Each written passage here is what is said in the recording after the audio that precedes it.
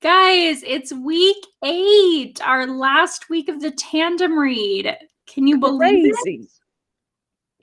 I can't believe it. The time has flown. Uh, yeah, so for this episode, we will talk about the end of the book as normal, and then we're going to talk about like overall impressions of the tandem read and our experience. Okay, one funny thing to say before we jump in is that last week's episode was longer than the entire movie of Twilight.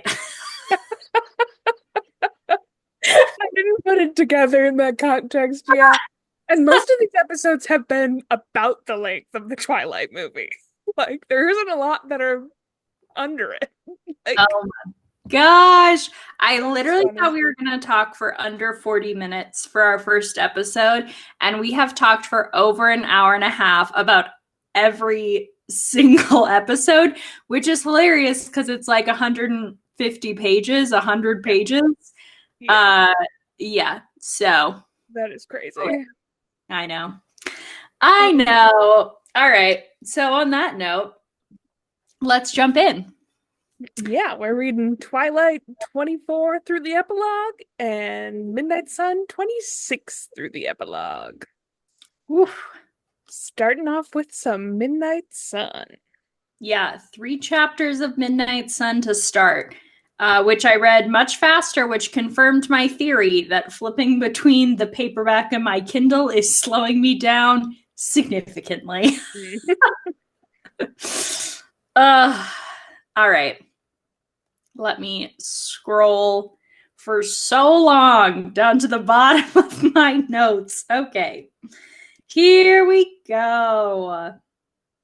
Wow, Yeah, wow, wow. Midnight Sun starts off with where we were last week and gives Edward's perspective of the ballet studio and Yes. them killing James and Edward almost killing Bella.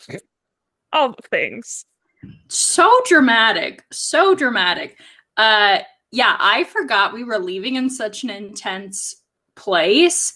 And Yeah. so I felt like a little like disoriented this morning, trying to just sit down and read while I drink my coffee and being like, oh gosh, Yeah. we're in.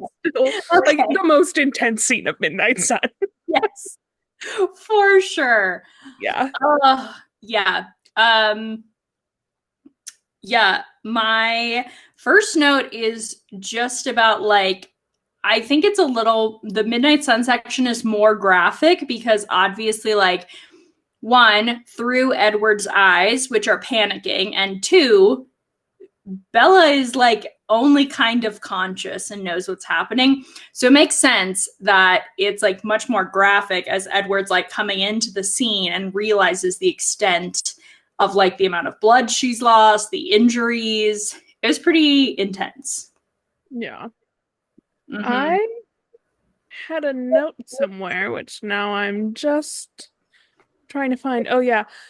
Talking about the graphicness of it. And it's kind of funny that you say that because I kind of noted saying, I mean, it definitely is more graphic than Twilight, but I'm like, this could have gotten much more graphic, and it makes sense that it didn't because it's for teens. But Mm-hmm. um, just because they would like always refer to him as the tracker, and they say they pulled the shattered pieces of the tracker and things like they don't talk about it being like an actual like body or anything like that. And Yeah. I feel like they make it seem really like he's not human, which he's not human, but I just noticed that. Okay, that's interesting because I was like, it's weird that Edward does not call him James Yeah. basically as soon as the chase starts. From then on out, he doesn't really call him James anymore, which I thought was really interesting and specifically in this section. But that makes a lot of sense that they're trying to like dehumanize him kind of Yeah. to make it And like I less. also think, oh, sorry, go ahead. No, that's all. Okay. I also think like Edward does that to himself too. Like, he refers to himself as a monster all the time and stuff. So I think it makes sense, but yeah. Yeah. Hmm. True. Interesting. Um, okay, my next note is about Emmett just having like so much control out of his like concern for Bella in this chapter, I thought was like so sweet. Again, we talked about at length our like love of Emmett swapping to like protective bestie mode. But just even like that in his mind, like he is working towards having more self-control when Edward reads his mind, like of not being like triggered by Bella's blood and all this stuff. Like, anyways, just like so sweet. We get a couple more towards the end of the book about just like Emmett genuinely like being friends with Bella now, and I just love that. Also, still a very dramatic like turn. Like he went from like they have not spoken to like he is all in, which is just kind of funny. I feel like it just shows that he's like a big softie, which I love. Yeah, for sure. For sure. I think I also just, again, I love him more because I only think of him as Cassian. So yeah, it's true. There's that. Well, I have something that I think was like before they talked about Emmett and stuff, and it was going back to something more serious about Edward and his reaction to when he like shows up at the ballet studio, and the way that it's described, I think, is really good. And like Stephanie Meyer does like a job of like it almost being like an out-of-body experience for him, because it talks about him screaming Carlisle's name, that he heard himself screaming Carlisle's name, but he was already there. And then he says something about what exactly was it? A howl of pure rage ripped through the room, and he thought it was Emmett or Jasper who was in trouble, but he realized it was coming from himself. And I just like thought that writing was really good. I really liked that imagery. Yeah. I think there's a few different times in this section where Edward is so clearly like having an out-of-body experience. Yeah, I don't know. I think the writing was really good in this section to convey that. I agree with you there. We also got an answer in this section about him, James biting Bella's hand. Literally what I was just about to say. We're on the same page. Yeah, that was very interesting. We also get like more of a look into the entire scene and what happens through Edward's perspective later, which I thought also added like some good clarity. But yeah, and like the like luck that they had like just gotten there as she was bit, you know. Kind of crazy timing. Yeah, truly. Good thing they drove 180 instead of 160 or whatever. Oh man. Which we didn't really say, but the reason that James bit her on the hand was because Bella was reaching out her hand to try to stop him, and that's like the only part of her she could like move in defense, kind of thing. Right. Yeah. And I mean, it was like I felt like it confirmed also what you said last week of like it was not like they were coming and so it was this choice to like end it there. It was he was like overwhelmed by her blood. And like I also thought it was really interesting. Again, I think we learned this when Edward is watching the tape, not in this section, though I could be wrong. But it talked about like he wasn't able to like deal with that because he had never practiced like control and restraint in the same way all the Cullens have, which made a lot of sense. Yeah, it did. I know. And I was also just thinking about, and they talks about it later on about how much restraint like everybody had in that situation, like Emmett and Jasper, especially like. And I do have a memory of, this is like a little bit of a spoiler, but not a huge spoiler, that in one of the future, it's in the movies, I think it's in the books, that Jasper has this really strong reaction to Bella getting a paper cut. And now I'm just like, that seems so unrealistic. And I'm curious to see if it actually happens in the books.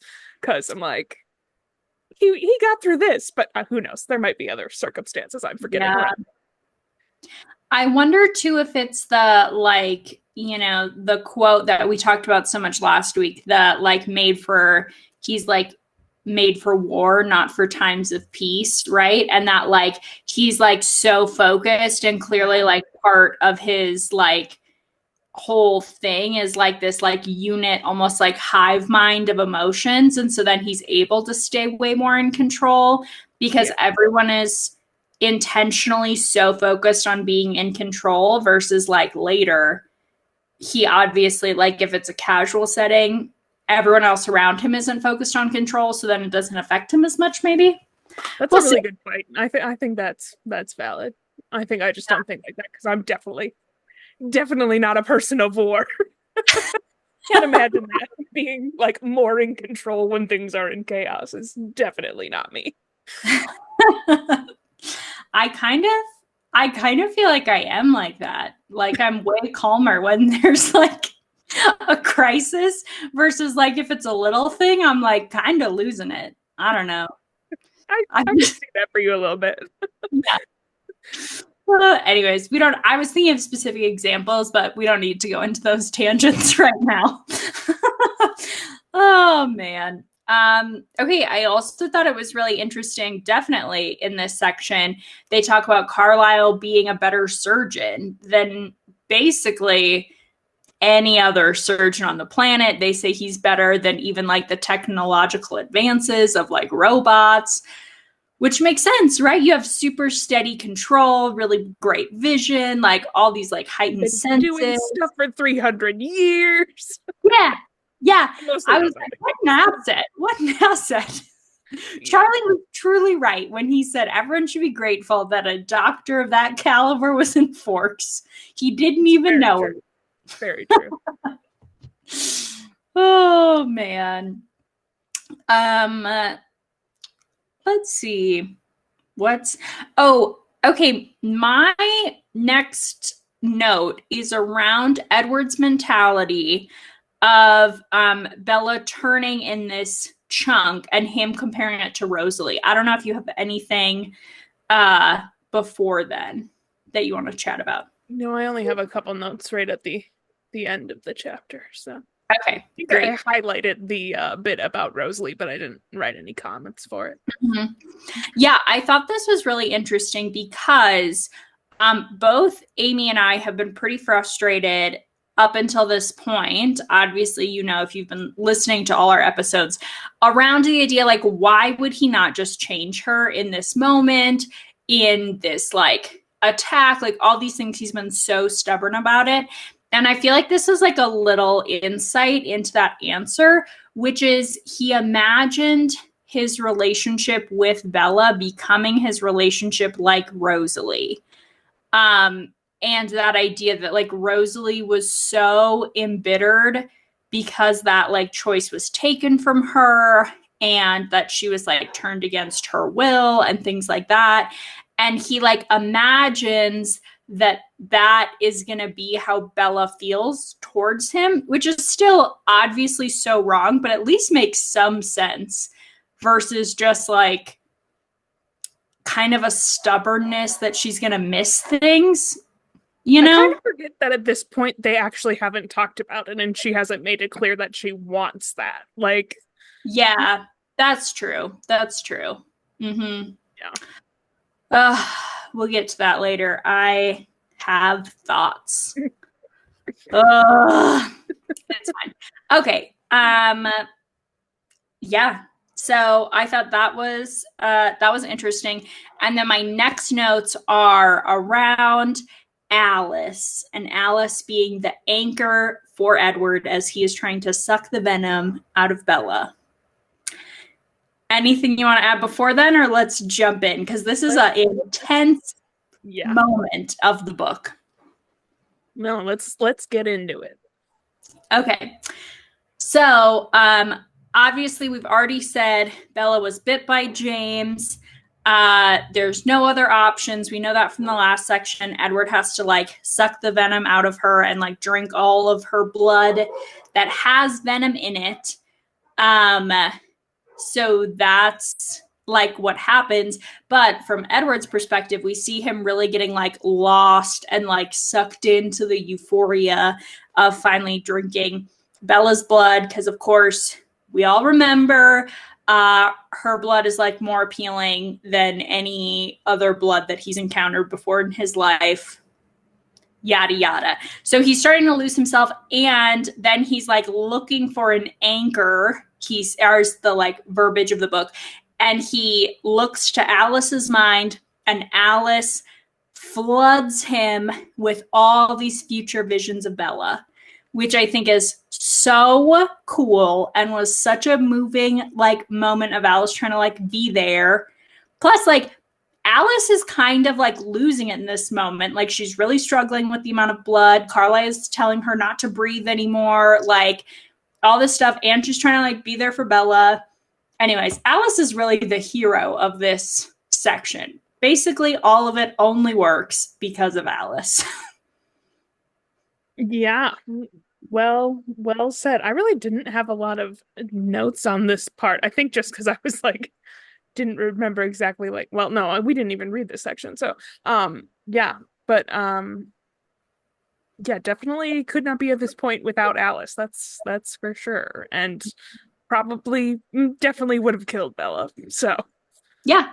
No, he literally would have. The other thing that I thought was interesting, I think we talked about it last week, that we were like, how did Edward know when all the venom was gone? And I think we did this we talked about this on last week's podcast about like we were kind of guessing maybe he could like taste the venom, or Bella just says, you know, like the burning stopped, which were kind of true, but even more so, Alice looking to the future for when her visions change. Because I was honestly trying to figure this out. Like, why with Alice's power does she know the moment that Edward needs to stop and the venom is gone? Which leads me to believe the only reason she would is that she waits until the visions of Bella's future change from her being a vampire to her being a human again. And that's the moment that then the venom is gone from Bella's blood, which is kind of a mixed around, but nothing compared to the mix around coming next chapter. yeah, no, I think like because she's talked about before with her visions about how like they change when people's like motivations and like circumstances change. So yeah, I think that's exactly what happened, that she saw Bella becoming human.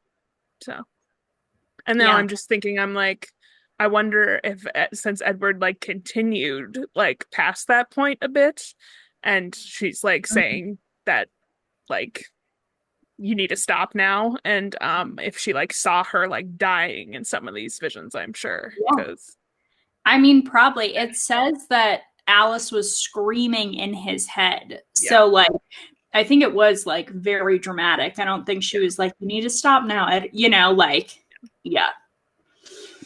Ugh, freaking intense. Um, yeah, that's my last one for this chapter. What about, do you have anything else for 26, or do you want to jump into 27? I just have like two little notes. I thought it was kind of funny. At the end, they talk about how Carlisle gives her morphine, and that she um is talking about James and how he tricked her, and that he watched their videos. And he says that even though she was nearly unconscious from trauma and morphine, it was clear that this invasion of privacy deeply offended her, which I just thought was a little funny detail. And he also laughed at that, which I thought was funny. But and Yeah. then I didn't really put together until the end when she's talking about Alice, that the reason that she was asking where Alice was and that sort of thing was because she got that information about Alice's past and wanted to tell her to look at the video, which, yeah. But Yeah. Yeah. It is crazy when you're like, you literally were 100% unconscious from the pain. And then, like, to have the next, like, still be able to remember to, like, tell and communicate that to Alice is crazy. Second, my pause there was because I just realized if Bella had not seemingly woken up, like her body was in shock, she was passed out. If she hadn't woken up for even like another couple minutes, I mean, Twilight is not a hard magic system. Well, it kind of is a hard magic system. I don't know, whatever. There's not like specific rules like you have 10 minutes to get the venom out. But in theory, like it was very plausible that Bella stayed passed out until she was in the hospital, and then she just would have been a vampire and they wouldn't have known that he bit her. Yeah. So I'm sure they would have gotten it like at some point, you know, because she'd be still alive and like writhing in pain and whatnot, and her eyes would be they red. would have, yeah, they would have figured it out. It wouldn't have been like she woke up from the hospital and all of a sudden her eyes are red. Done. But like, yeah. Oh, I almost just said something that was such a spoiler for Iron and Flame.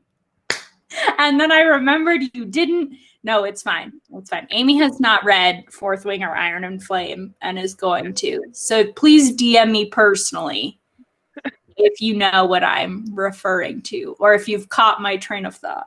Anyways, I'll say no more. I thought you were going to go somewhere else when you were saying that. I thought you were going to say that if Bella hadn't like woken up in that moment, that she never would have grabbed like the video camera, but I guess that doesn't matter if Bella ends up living. But yeah, I mean, maybe she wouldn't have, but if she didn't wake up, I feel like then they would have been like Edward would have been even more motivated to try to find like something to figure out what happened, you know?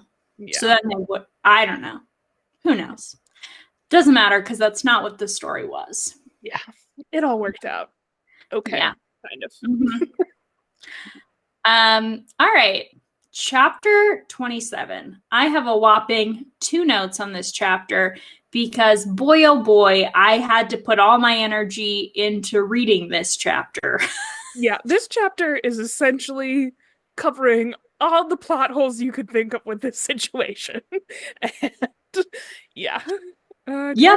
Notes? I think I have a lot of little commentary on this chapter. Yeah. No, I really think this was, you know, my main critique. I have loved Midnight Sun, and my main critique has been I kind of feel like Midnight Sun was Stephenie Meyer's chance for every plot hole that everybody was like, duh, you're an idiot if you like this, because obviously there's these plot holes. She was like, I will fix them all of them. Yeah. And she really did it a lot with this chapter. This is boy, oh boy, did she. Yeah. She did. Yeah, and because she wrote all the scenes and then would write what the plot hole would be, why that wouldn't work, and then would rewrite it all through, like Edward reading Alice's mind as Alice is working through all these problems, right?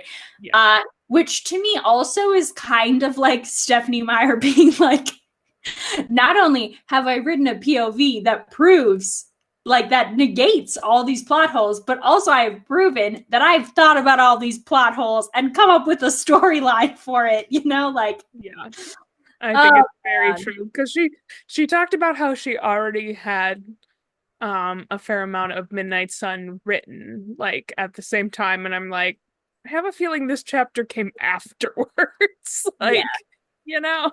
Yeah, for sure. Okay, fill us in on some of your like smaller comments. My second note is about Rosalie. So sorry, did you want to move to my little comments first? Yeah. You jump in with any comments you have up until you want to chat about Rosalie, or if you have anything about Rosalie. I'm not sure if I might or might not, but first, I just found it funny that they had a line talking about how that pulling up to the hospital would be tricky since they were in a stolen car that was linked to another stolen car and a 27 car pileup on the 101, which I just love that we get that much detail. It made me laugh. But I also really liked the note when they were in the car and Edward was reading Alice's mind and seeing the future and like was talking about like this being an issue or whatever.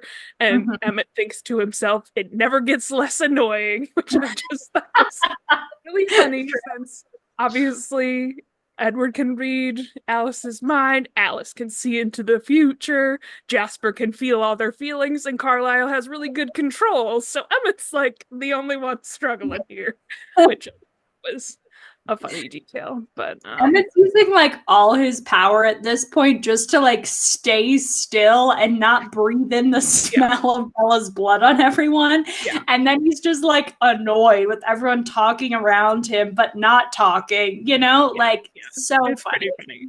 Yeah. Mm. I do. I wish like this was a scene in the movie, you know, like No. this overtly, because it would be like funny. I know. I wish we had like even though like the whole car chase chapter thing took me out of it so much, that would have translated so good to a Yeah. movie. Like so good. So, so good. Yeah.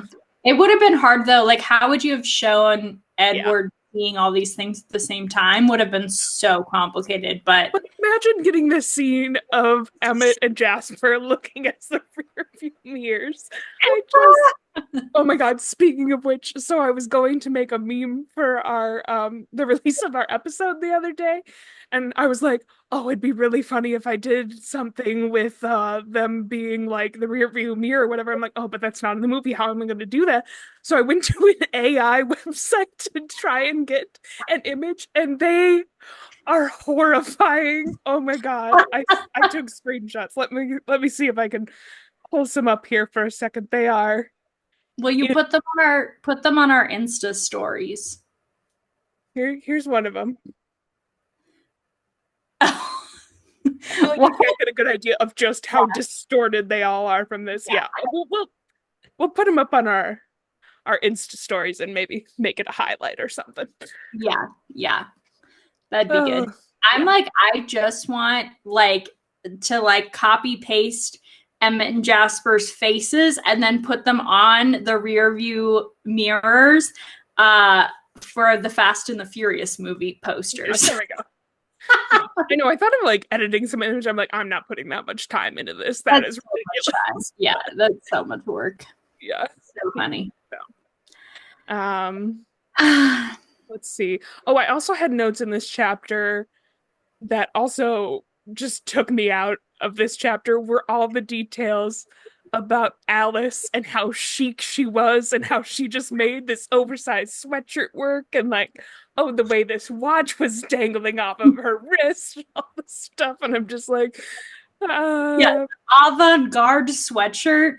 yeah, Again, yeah, I talk about it more in the prom scene, which kind of makes sense, but yeah, the car talk, the specific brands, the like talking about like bespoke watches of this certain brand. Like again, I'm like I don't get it. I don't get why that's included in here. Like yeah, I don't I know. get that it's like true to the character or whatever, but it just Yeah, completely takes you out of what's going on in these moments.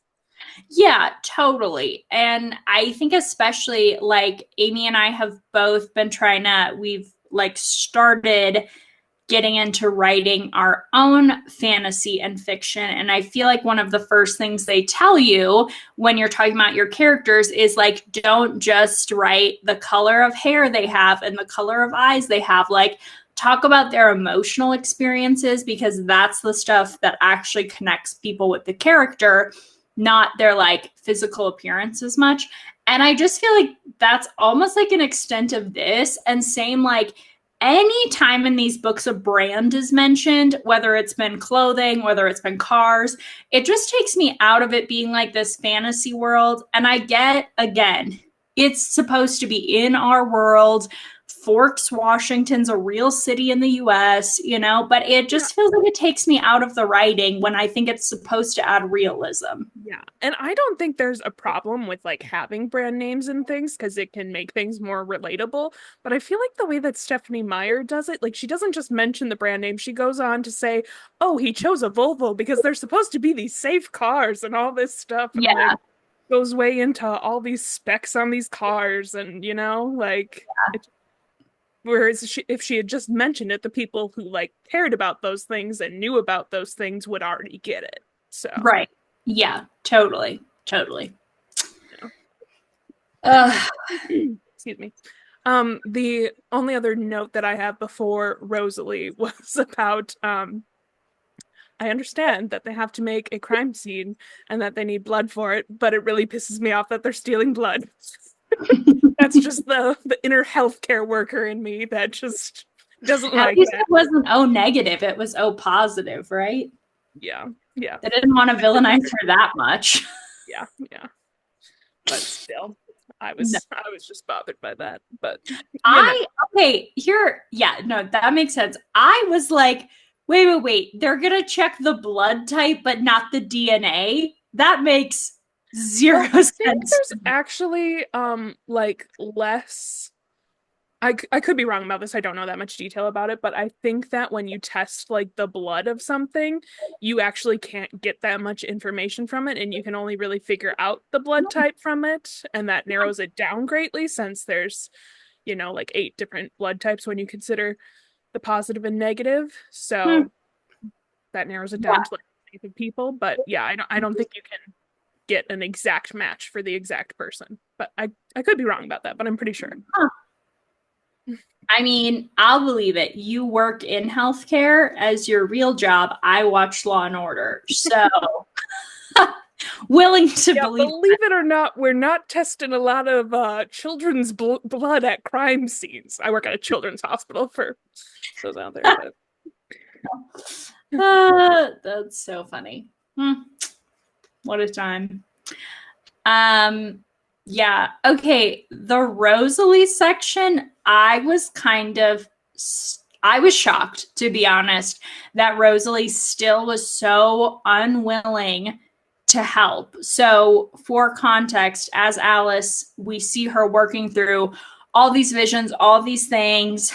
And one of them is how do you get Bella's truck down to Arizona again for this whole story? And we see earlier in the chapter, she's talking about getting Emmett a flight back to Seattle.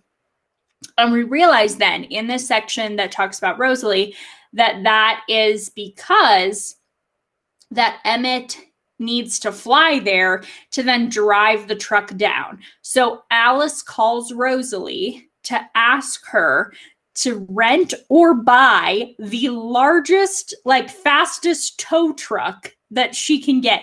Which one? The inane wealth of the Cullens. I'm imagining them like the Real Housewives of Beverly Hills because that's the reality show I've been watching, and they're by far the richest women I've ever seen.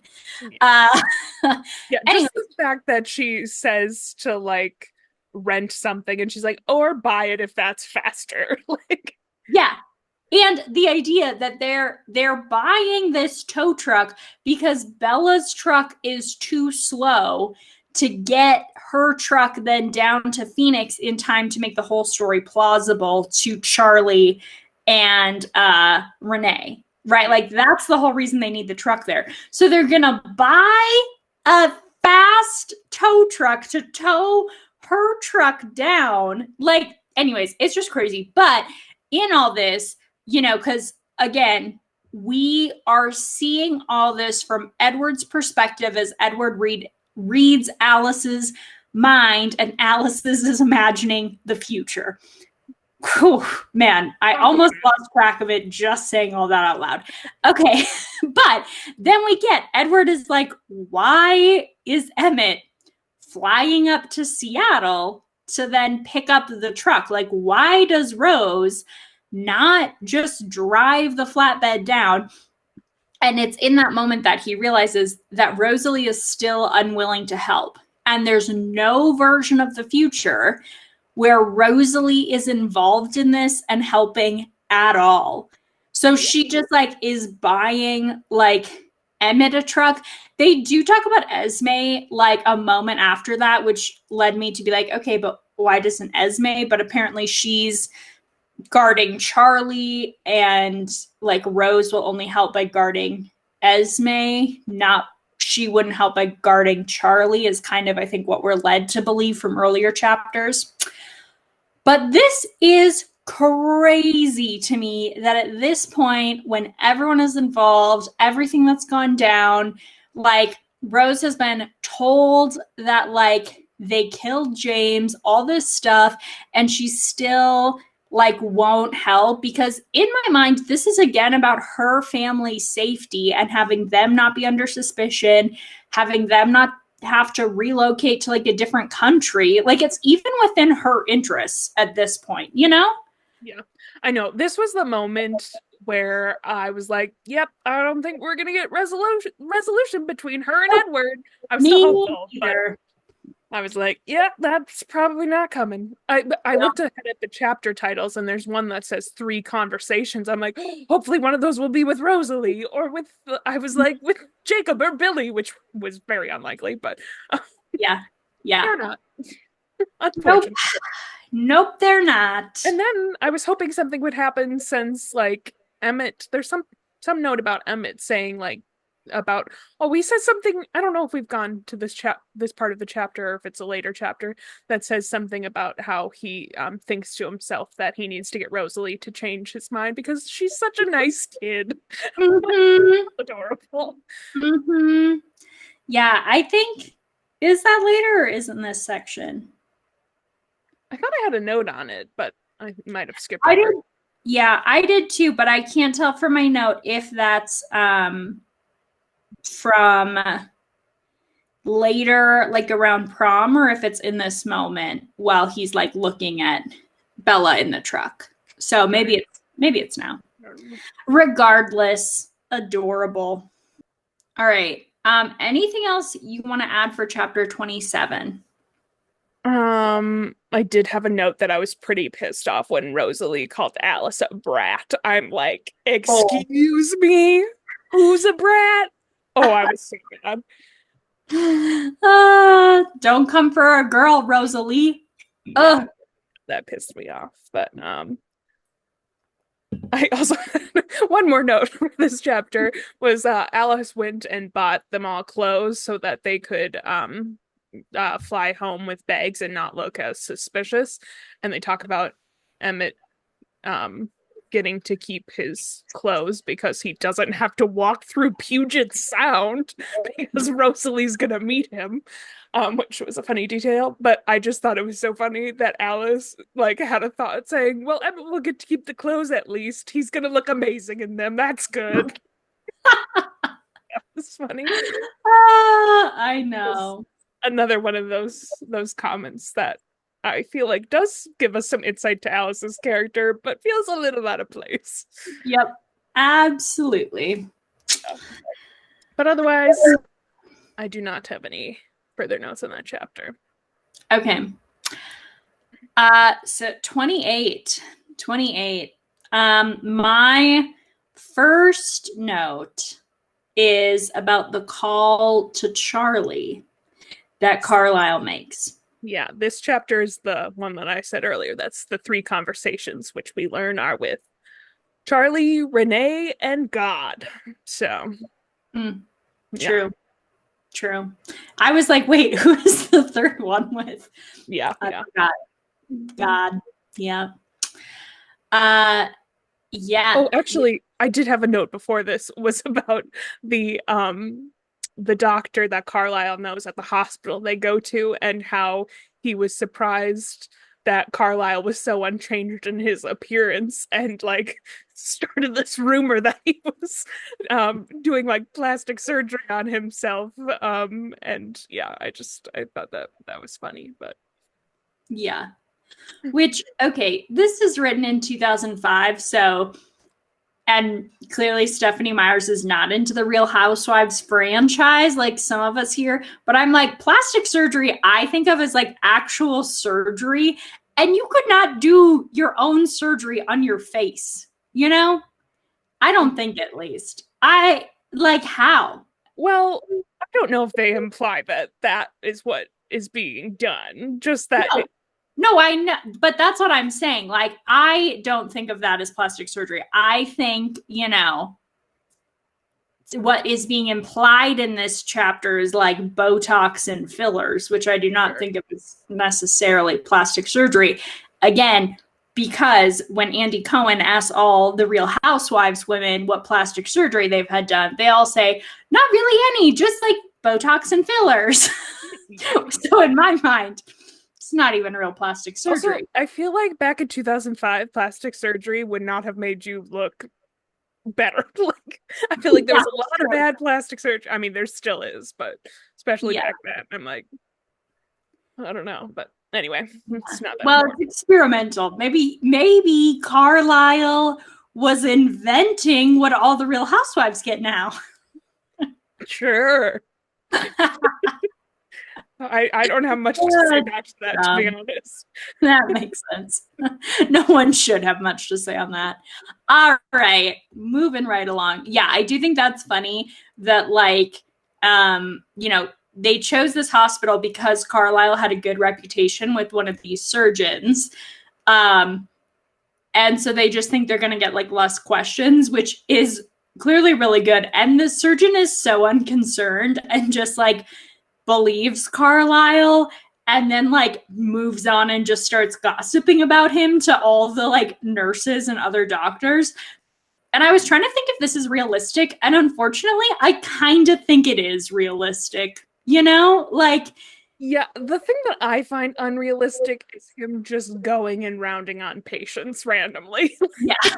When he has no privileges at this hospital and whatnot. Like, like I think the rest of it's fairly realistic. And who knows, maybe he's not doing any specific medical procedures, but yeah, it sounds like he's just consulting, but still. Yeah. Oh, Carlisle. What do I know? One of us works in a real hospital. One of us watches TV. So I mean, I do both. So I'm like, in-house, they have lots of people consult. It's so dumb. Oh man, I've mentioned a lot of television franchises in this episode today. Yeah, what a time. We have talked a lot about a lot of different stuff. Anyways. Okay, but similarly, there are not a lot of issues when they tell the story to Carly. Ship name for Charlie and Carlisle. To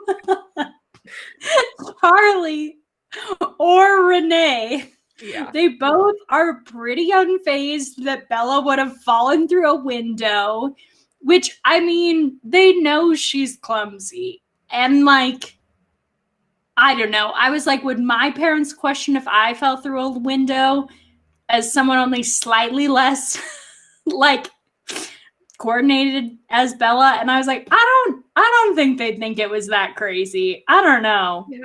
I didn't have much of a problem with them, like, not thinking much of it. What I did have a problem with was it is so unrealistic that Charlie doesn't go out to Phoenix immediately. I'm like, there's no way he wouldn't go out there. I don't care if he has work stuff that's really important.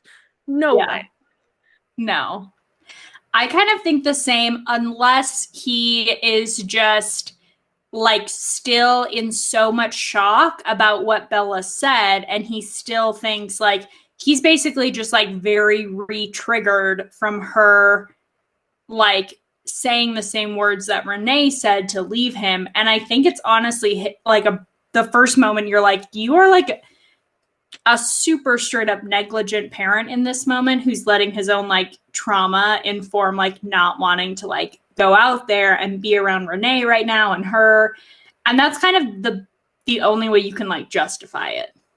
Yeah, that I think is a decent point, because also it talks about, like, him not being mad at first, but then he gets mad at Edward later. So maybe he just, like, needed time to process it. Yeah. Yeah. Yeah. Mm-hmm. But still, that pisses me off, because I love Charlie so much. And I'm like, if your 17-year-old daughter, like, ends up in the hospital unconscious for 3 days, you're gonna go. Yeah, and the, like, weird pride thing of him talking to Carlisle, and Carlisle's like, we'll buy you a flight out here, like, on the next flight right away. And then he, like, turns him down. And that I can even see like Charlie as a character turning Carlisle down out of like, like pride basically. But I don't see him like not buying a ticket then himself, Yeah. you know? Yeah. Anyways, yeah, I did not think it was the most convincing. I guess they kind of explain it. Their reason for being down there is also kind of like Yeah. like I guess, but what 17-year-old actually can convince their surgeon father to like leave the hospital they work at to go chase down the girl they've been dating for like seemingly a month? Yeah, I Like know. I was just criticizing Charlie, but now I really liked in one point in their conversation between Charlie and Carlisle, I made a comment about how Charlie was really bringing the sanity to the chapter by questioning, "What do you think about all this, Carlisle? I mean, they're just teenagers. Isn't this a little intense?" Like, yeah. yes, yes, it is. Yep. True, true. True, true. I do think it's cute that Carlisle's like, but don't you remember being in love for the first time? Like, good work, Yeah. Carlisle. Good at soothing humans. Hmm. Uh, okay, the next big thing that I think is very interesting is Renee comes on the scene, and we know she is in the hospital because Edward can hear her thoughts Yeah. so loudly and is then speculating about her powers if she was turned and became a vampire. I thought that was so funny because he was talking about her thoughts or whatever, and they kind of illustrate this before he gets to that point, and I didn't make a note of it, but I was literally thinking, I wonder what she would be like as a vampire. And then Edward's, I'm like, same page, I guess. Mm-hmm. You and Edward, for once.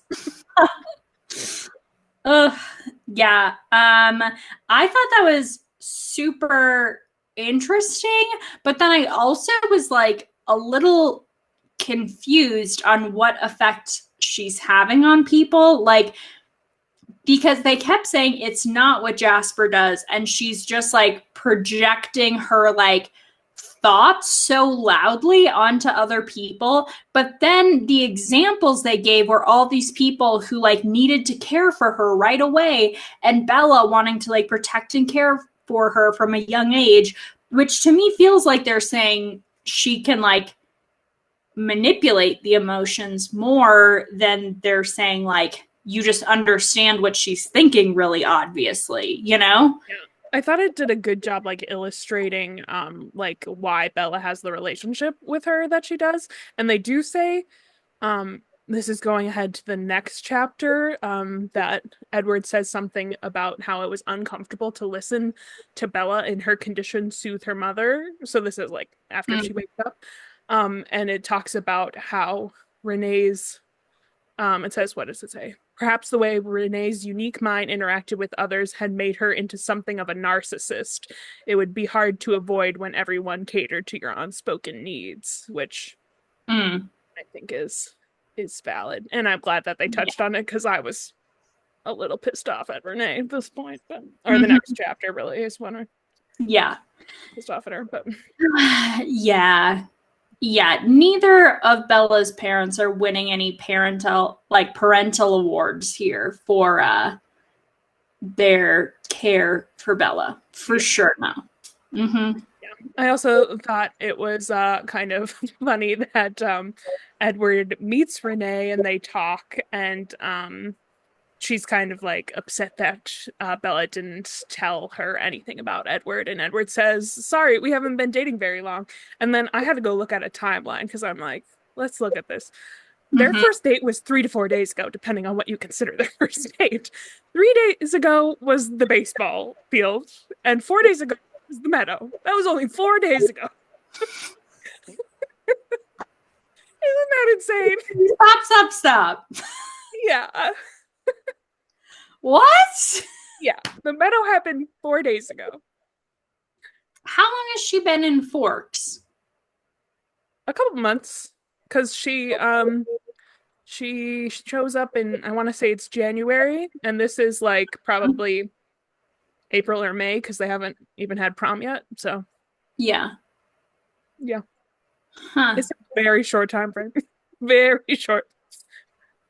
The whole Interesting. series is very short. I think the whole series is less than 2 years. So Yeah. Crazy. crazy. Yeah. Crazy, crazy. Oh man. Yeah, that's intense. That's intense. I don't like that. All right. Um yeah. Hold on, I'm trying to understand my own note here. Classic. Yeah. Truly. Like you have one page with all your notes from these two whole books from the last weeks or something. Yeah. Yeah. It's also like me like rapidly typing while trying to read plus dyslexia and then things are spelt wrong and then my phone autocorrects them and I'm like I don't know what that was supposed to be. Anyways, I do now know what it's supposed to be. But around this is really the end of the chapter, but Edward talking about his need to protect Bella from himself.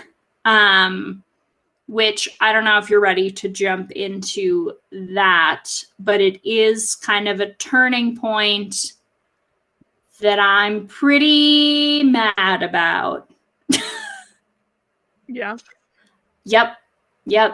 Yeah, I don't know. I'll just jump into it if you don't Yeah, have go anything for it. else to share. But yeah, I mean, this is not uncharacteristic, right? And maybe it's even more okay thinking this has been 3 days. But I we'll talk about it more like in the epilogue, but this is the start of the turn for me. I've been enjoying the book a lot, hated the ending, hated it, was Mhm. actually mad, was mad at Edward, the whole thing. We're going to get into Is more. I also Kallie had Team Jacob now? I don't think so, but we're just going to we're going to pause some things. Um, yeah.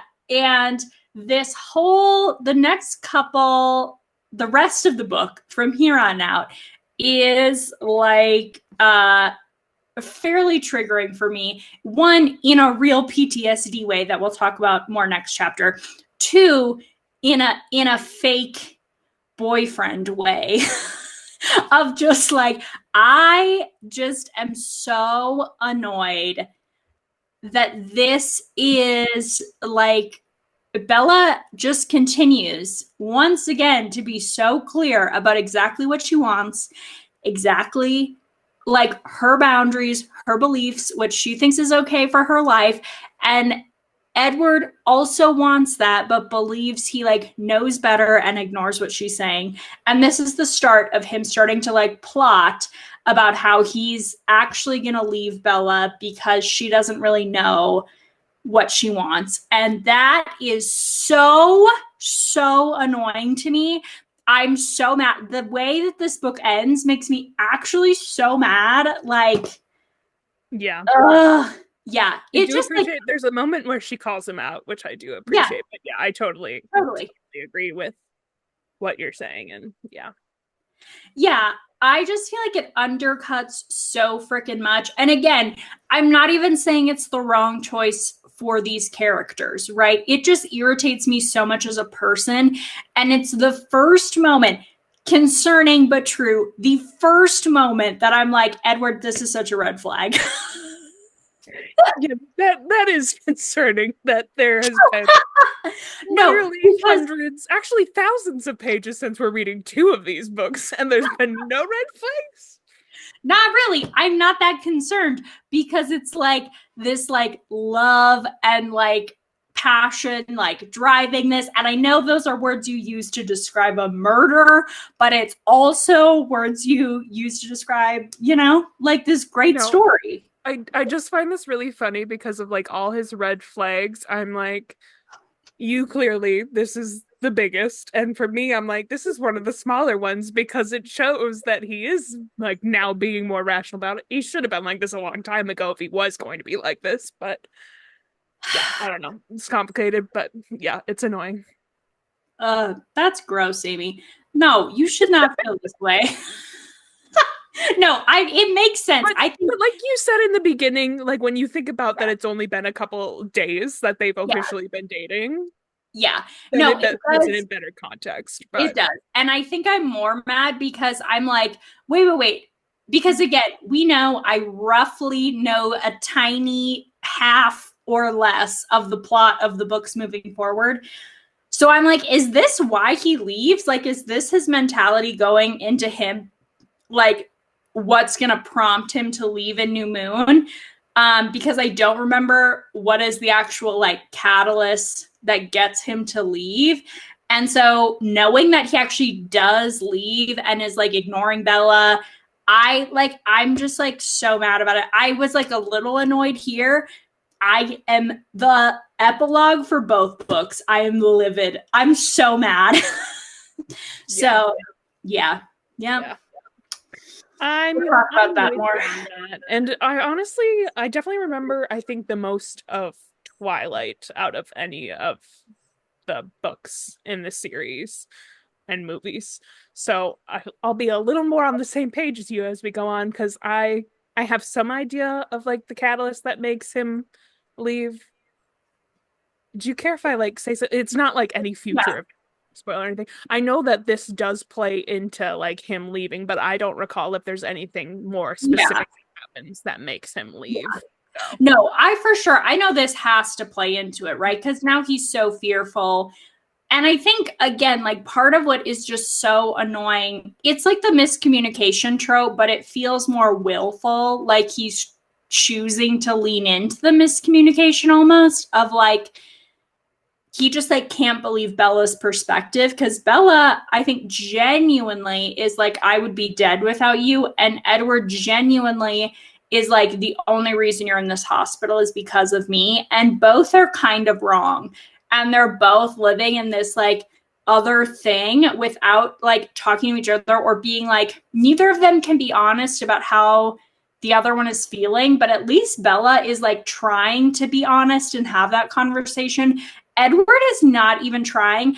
And in fact, I mean, part of my being so mad is then he like plays along for yeah. the like for I think months. I think at this point, like you're getting upset about what I was upset at the beginning because I knew this was coming. Like I knew that this was how it was going to be, and I'm like, he should be thinking about these things now. Like, so that's why Yeah, I was so annoyed in the beginning and why you're so annoyed now. right. 'Cause No, he should have, if he was going to be like this, yeah, then yeah, he should have done it months ago. You're exactly. right, for sure.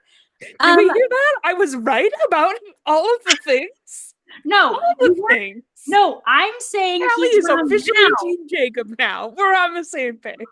False. I'm saying he's wrong for backtracking now. And if he was going to backtrack, he should have had some foresight and thought about it. Ugh. If he was going to lean into Amy's logic, he's had time, months in fact, to do so. But Consulted me. he's been Team Callie this whole freaking book, and now he's gonna swap. Idiotic. Idiotic. You can be Amy from the beginning or Callie from the beginning, but you can't go swapsies now.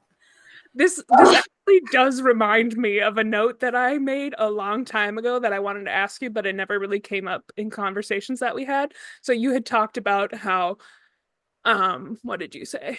Oh, we knew you were Team Edward, and then a little bit of spoilers for Akatar, but if you gotten to this point, you already know all the spoilers. You were also Team Reese. And I'm Yeah, curious if you have ever been the team of anyone the person does not end up with. that's a good question.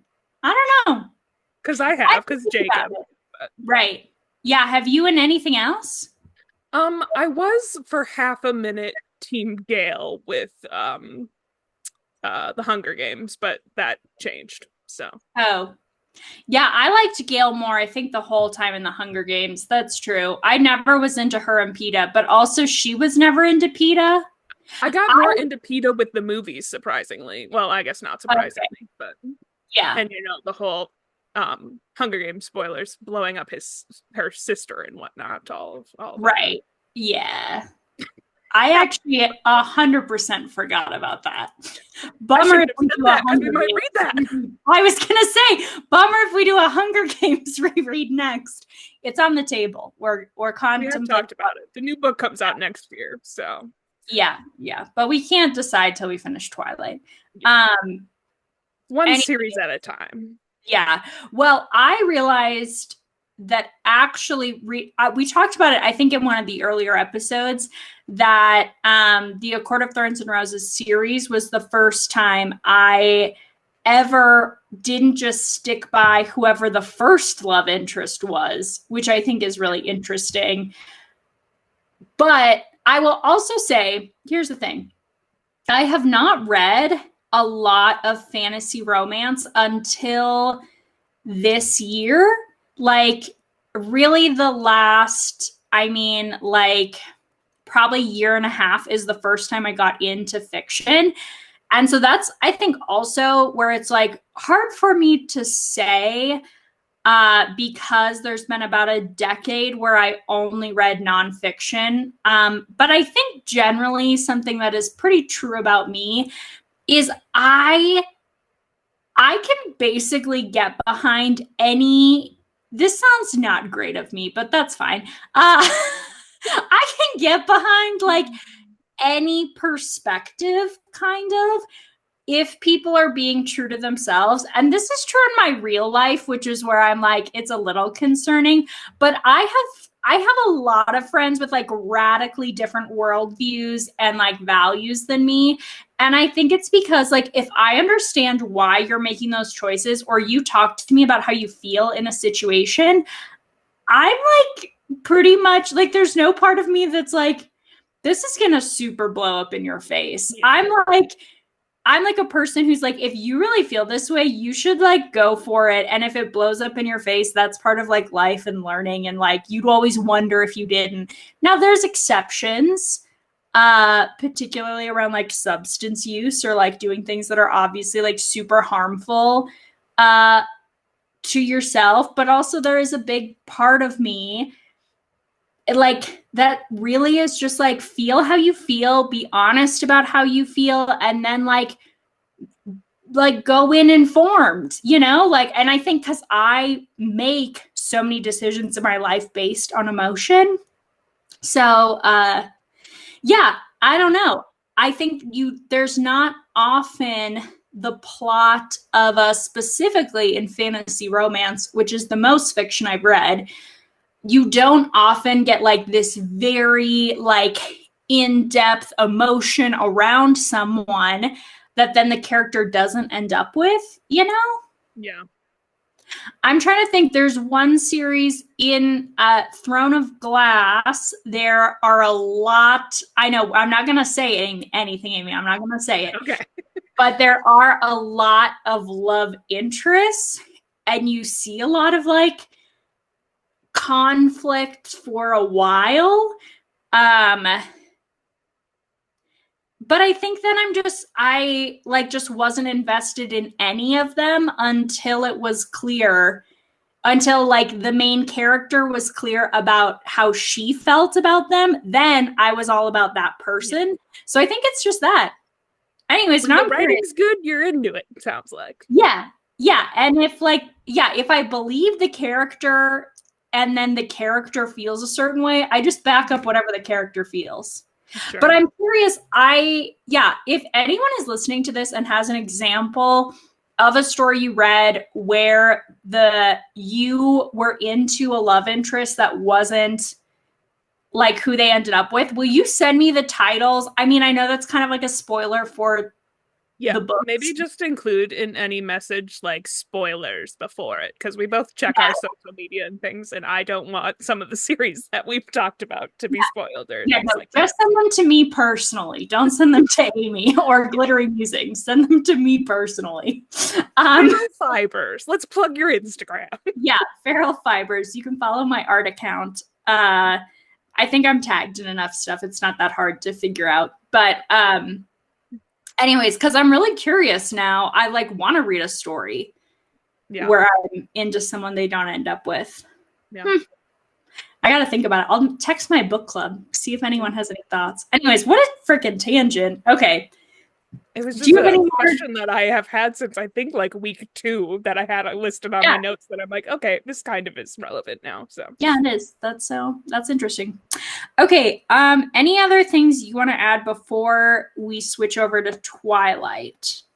I guess we should just touch on, we didn't really talk, I mean, we kind of started to talk about it, but the last conversation is with God, and he talks about how he didn't pray to his God, but he prayed to Bella's God and Yeah. was, yeah, I don't know. But I didn't have a lot of notes on it, but it was just to like what when I may or may not be reading it right now to see exactly what it said because I don't recall exactly. But No, I did think this was interesting, but again, I thought it was interesting. Like I was more curious about Stephanie Meyer's frame of mind writing this as somebody who clearly has a religious background. And yeah, I just thought this was an interesting section to include. yeah. And it does say at the end of the chapter that he was praying to help protect Bella from himself. So that seems Right. significant. But Yeah. also, since we briefly mentioned Stephanie Meyer's background, and we're talking last week about, um, or I think it was last week, one of these last weeks, about Mormons and using names from their family Family. for things. I learned, we've been making lots of posts and whatnot about Stephanie Myers, and I've noticed that her name is spelled unusually. For Stephanie, it's an E instead of an A, where most Stephanies would have it. Turns out it's because her father's name is Stephen, and they just added an IE at the end. So, Oh, fun fact. But anyway, yeah. Yeah. I saw in the acknowledgments one of her sons is named Seth, which is one of the werewolves, oh right? yeah, I didn't even put that together. Yeah, yep. Yeah. Mm-hmm. Yeah. Anyways, crazy, crazy. Twilight. And actually this chapter and the next chapter of Midnight Sun are the same chapter, they just have different names. So we can Yep. kind of link these two together. Yeah, for sure. Um, okay, so I will give the caveat. I do not have a lot of notes for this chapter, and I have no notes for the Midnight Sun chapter. Because as I was reading this last section, I was getting very anxious and I thought it was just the suspense. And I was like, oh, this is just like some intense scenes. And I kept reading. And then I got to the end of this chapter of Twilight, so 24, and was in nearly a full panic attack mode. Which is because I have like a fair amount of medical trauma and just reading about like being in the hospital and specifically around the conversation of Edward trying to convince them to give her more like morphine and drugs. Anyways, it just like set me off, which really surprised me. Normally I'm pretty like conscious, but it normally is just more triggering around like specific things like doctors going against patients' wills and things like that. Like Maximum Ride was very triggering for me, experimenting on all the kids and stuff like that. But yeah, I was like not thinking at all this would be. Anyways, so I had a really good chat with my husband, who's a therapist. So that was cute for me. And then I did not read the Midnight Sun section. And I realized I was like, oh, I have so little notes because I was like super flooded and not in a good place. Anyway, so we're mostly going to go on Amy's thoughts and then I pick up again in the epilogue. Yeah. Yeah, Yeah. I don't have a lot of notes for that same part, like when it gets to that, because yeah. But oh sorry, I was just looking at my notes. We already talked like a little bit about, feel like there wasn't a lot of differences between Twilight and Midnight Sun. Obviously, you get some more of the background, and I already talked about the moment that Edward talks about how it was uncomfortable to listen to Bella soothing her mom, which I feel like was one of the significant Yeah. differences. I'm just looking to see if there's any other things. Oh, there was something that I had a note of where um Bella and Renee are talking about Edward while he is fake sleeping. And uh, Yeah. Renee says something about how he seems like a very like nice person and oh, he's so good looking or whatever. And Mhm. then he or she has a thought and says, and you're too much like Charlie, it's too soon. And I'm like, oh, so she's worried about Bella ending up brokenhearted and unable to move on like Charlie. And I'm like, that's not too bad of an insight you got there, Renee. Yep. So, Yep, it yeah. is. Um, I think those were my only significant notes with the Midnight Sun chapter, which is otherwise similar. Um, One thought that I did have during these chapters was, doesn't she have a bite mark on her hand? Isn't anybody questioning that? Oh, You yeah. know, that was just a thought that I had, but one of the Yeah. plot holes that Stephanie Meyer did not talk about. But Yeah. Didn't they say it was like a clean slice, though, more than a bite? oh, maybe I missed detail. I don't know. Yeah, I I guess thought that's, they missed the bite mark, so maybe it wasn't that evident that it was a bite mark. yeah. Which, like, maybe she would still have one from, like, Edward, but he doesn't, like, bite with, like, his fangs, it sounds like. Yeah, yeah, that yeah, I don't know. yeah. Okay, my only note that's not about me realizing I'm having anxiety is the comment that Bella makes in Twilight, where she says, "You're not the only vampire I know."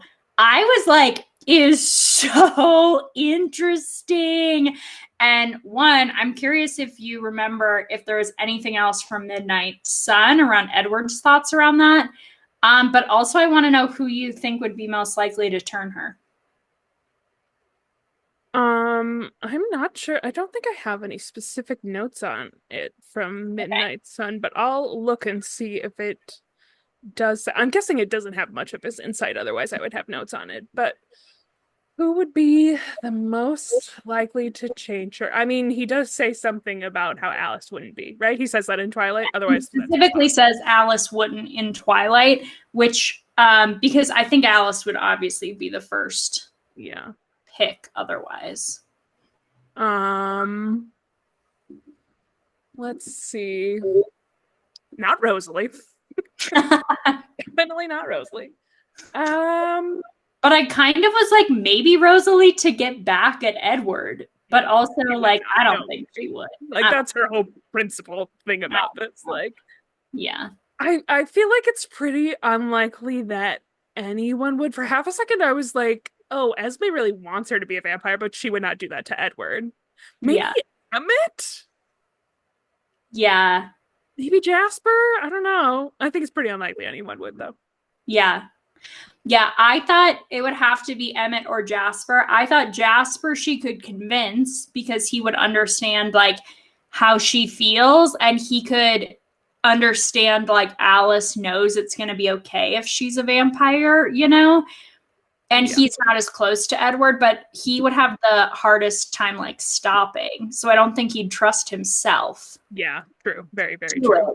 Where Um, then like Emmett has more control. yeah. Anyways. I did go to that part of the book to see what he says about it, and he does talk about earlier when he learns that it was Alice who told um, Bella about like how someone gets changed, that he talks about how he started seeing red, and then when Bella says that comment about you're not the only vampire I know, it just says like I saw red again, and he said Alice wouldn't dare, so it just says that he sees red Okay. again. So, Okay. doesn't Yeah. go into too much more detail, but. Hmm. Yeah. Uh, yeah. Interesting. Okay. Anything else you want to share in this section? Um, I the only other note that I have is I thought it was kind of funny that all the nurses seem a little pissed off at Edward, don't like him, which I thought was Yeah. funny and also very relatable because if you've ever been in the hospital, you have those nurses sometimes that are just like ready to like shut anybody down who does anything or whatever, which I just thought was funny. But Yeah, that is. Should we jump to the Twilight epilogue? let's. All I right. did not have. Well, actually, no, it was the Midnight Sun epilogue first. Did you read Twilight's first? Yeah, I thought that was the order. Unless I wrote it down wrong. But I thought that it doesn't matter. We can talk about Twilight first. I have less notes on Twilight. Let me look. Yeah, it says Twilight epilogue, Midnight Sun epilogue on Instagram. Does it? I Yep. must have wrote it down. I thought I even double checked that because I was like, whatever. Okay. Yeah. Well, I read it in order then. So They were very similar. I don't feel like they're well, the Midnight Sun epilogue was definitely a lot longer. It had more detail about like before prom. Like this one just jumps right into the prom. Yeah, true. That's true. Mm-hmm. But we can jump into prom or whatever that apparently Bella does not think is prom. Yeah. Okay.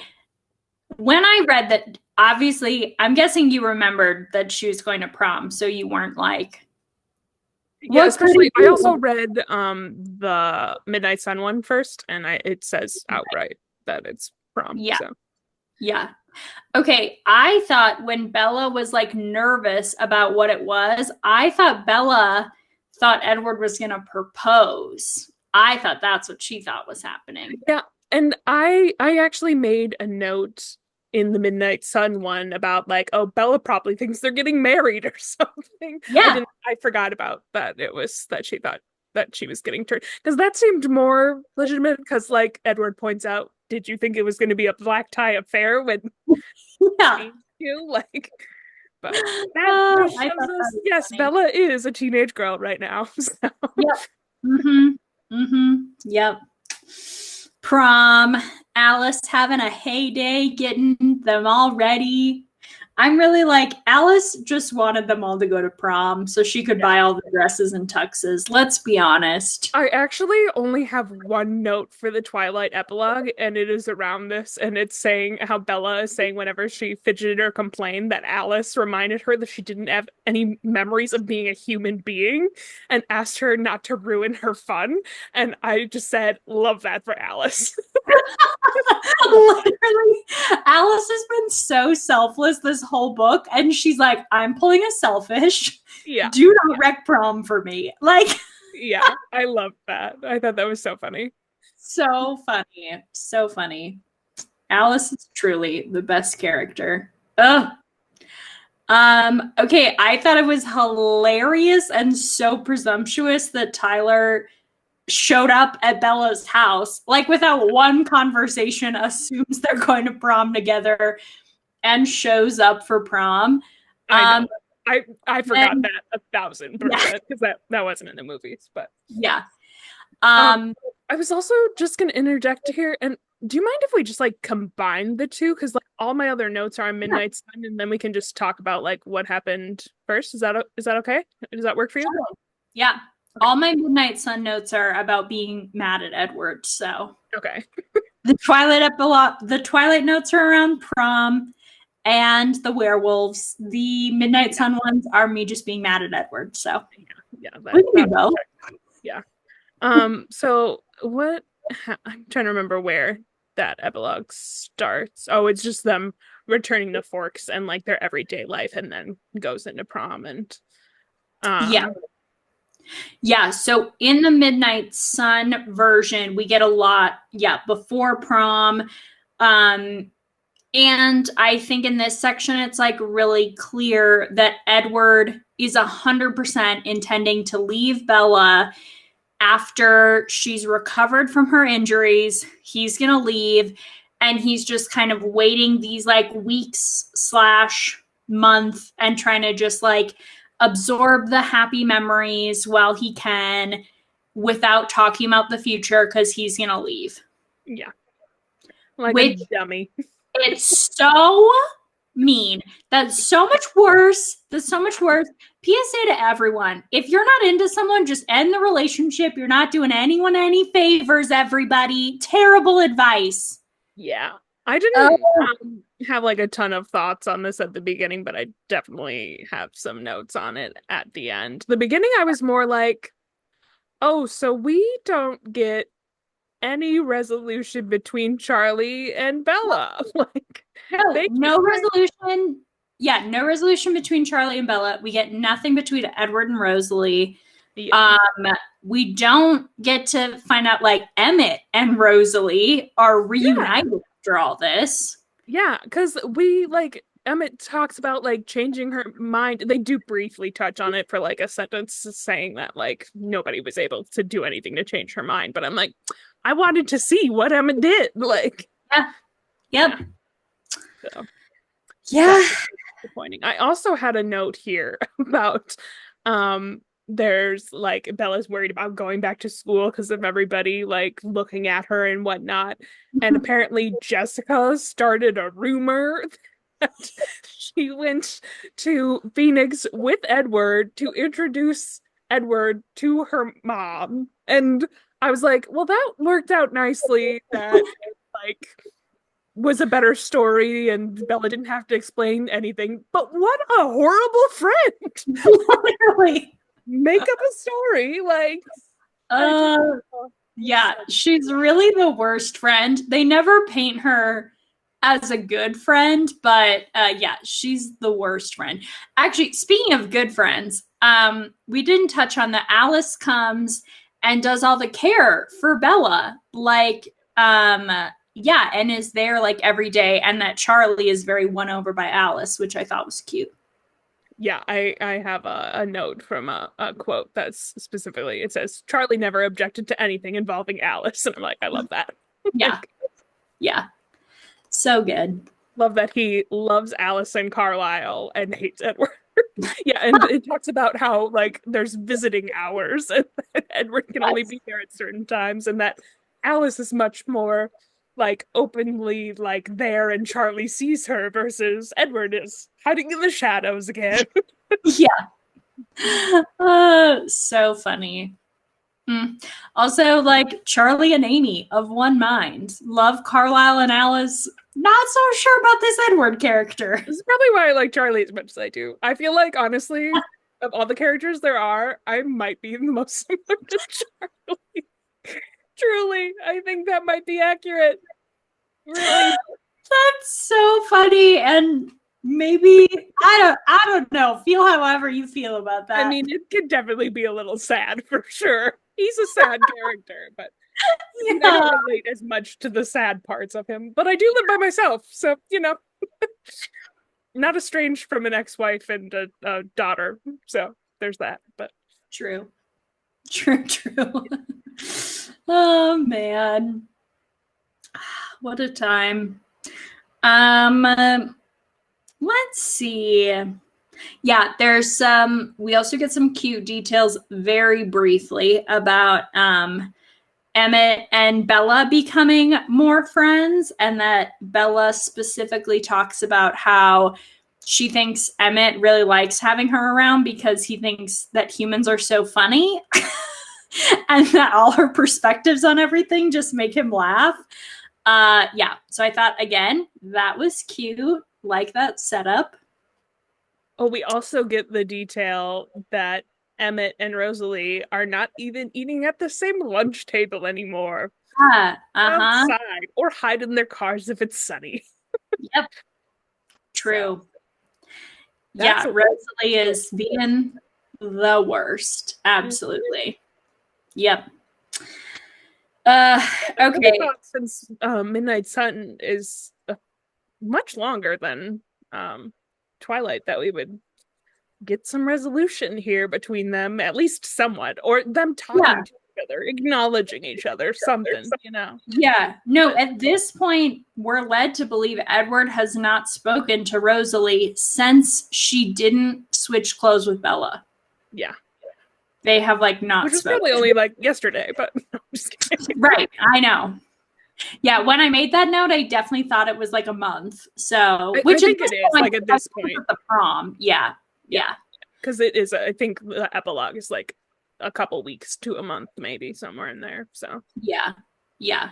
No, and because like Jacob specifically says the only thing that looks wrong with her is that she has a boot on. So Yeah. and we know she had huge bruises on her face. So Yeah. like all her bruises have healed, stuff like that. Speaking of her having a boot on, wearing one boot and one stiletto is insane for a person who's coordinated, much less for an uncoordinated person. I'm Also, like, yeah, like for your crazy. hips. Like What? also for your hips. Like how would Oh, you even walk? it's so true. That's one thing that I'm like, it makes sense in the movie that she's wearing Converse on one of her shoes. Also, Yeah. did you watch the movie for this section? Yeah. Okay, you did. Yeah. I was so mad. Like they talk about how beautiful she looks and stuff. I'm like, that girl is wearing leggings underneath her prom dress that you Yeah. can see. Like I'm like, come on. No. But yeah, anyway. Yeah, nope, I was not into it. Yeah, whatever. Whatever. Do you want to talk about Jacob coming to prom? Yeah. I have notes on this somewhere. About how much I love Jacob. Believe it or not. Kind of surprising to come from me. But no, I think it was I really liked this in the book, specifically in Midnight Sun, and that's the one that I read first. So Yeah. that's most notes. And um I liked that when he like first approached that Edward talks about um even in his angst and self-consciousness, his mind still radiated, oh my God, I can't talk, still radiated with kindness and purity, and that he was more honest with himself than most. And I really like how Stephanie Meyer like doesn't make like Edward hate him like right off the bat. And I think that that's more like accurate because they both have like Bella's interest at heart. And I Yeah. really noticed like watching specifically this section of the movie, and I'm sure we'll see it more later on in the series, but like how much the movie really made it into an Edward versus Jacob thing. Yeah. Like even the way that they like approach the scene, because we get the scene in the book where they're at the dance and they're dancing, and then Jacob comes in and like cuts in line and asks if that's okay. And Edward's like, yeah, and then they talk or whatever, and then he goes away and like it's a fairly positive interaction. And then in the movie, they pull up to prom. Bella sits down on a bench while Edward, I think, like parks a car or does something, buys tickets, I don't know. And then Jacob comes up while Edward is gone, like he's lurking in these bushes, comes up and sits So next to Bella and like warns her about him. And he still like has the same like kind of attitude about it where he's like, it's not me saying true. this, this comes from my Yeah. dad. Like he wanted me to tell you. Yeah. But then when Edward comes back, there is this hatred going on between them and these intense glares. And I'm like, yeah, I don't like this. And then he once again just sulks off into the bushes. I'm like, okay. But yeah, Yeah, it was not the best moment for the movie in a in long that line. wig. Oh, that wig.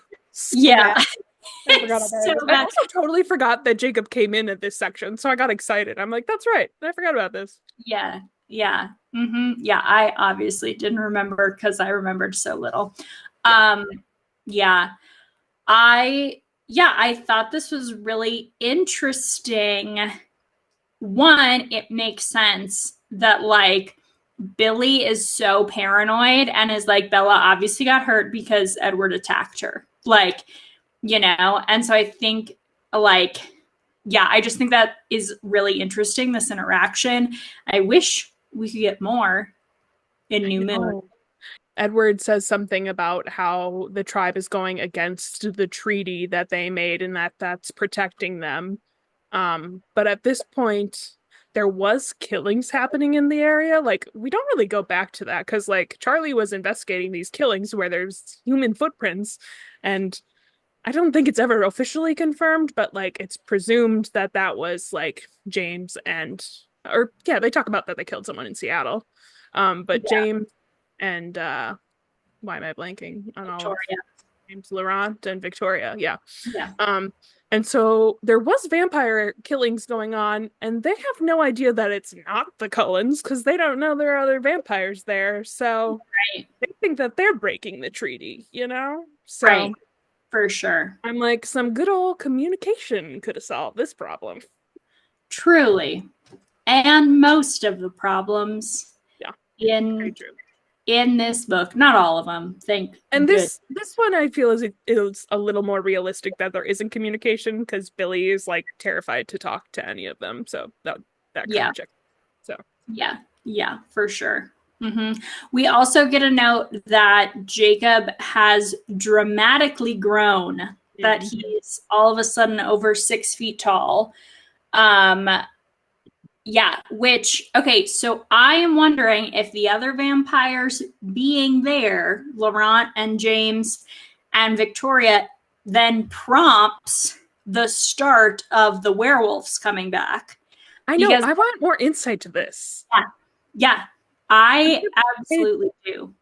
yeah, I'm Mhm. gonna pay attention in New Moon and see if there's like any hint of that. Like, I'm very Yeah, curious. I don't think there's much of one, but yeah. I mean, because I think that detail is intentional in the way that you're like, oh, maybe he's just like a teenage boy who all of a sudden is like taller. And, especially in Midnight Sun, Edward absolutely is just like, oh, what if the like home Bella has with someone else is like with Jacob, like, and how he would actually be like kind of upset about that, even though it would be I okay. had a note. I was pissed off.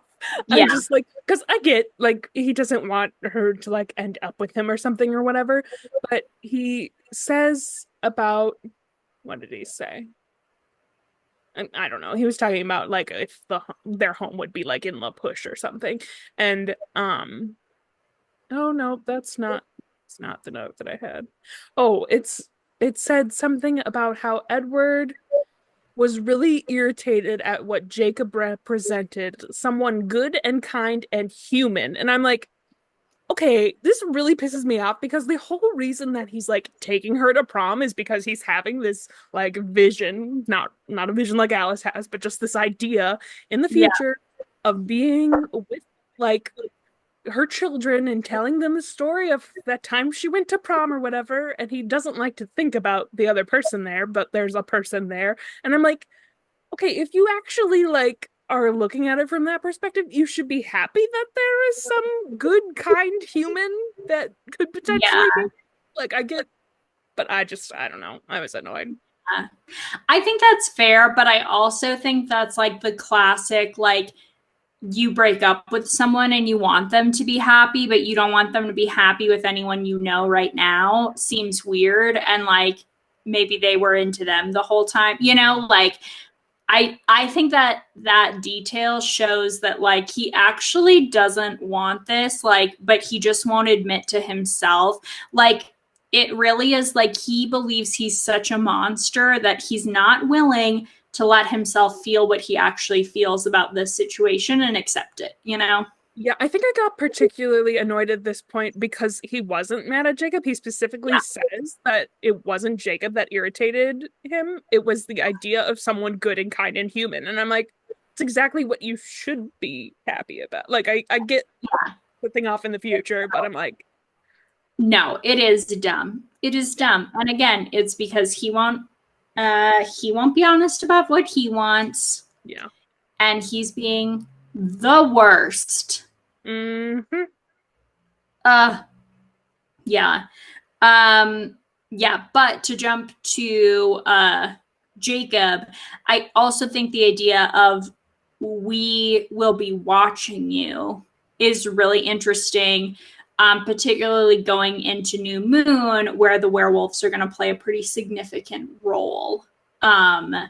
I'm curious if at this point Billy is aware that like the werewolves might be coming back or not. Like if he has insight Again, to that or not.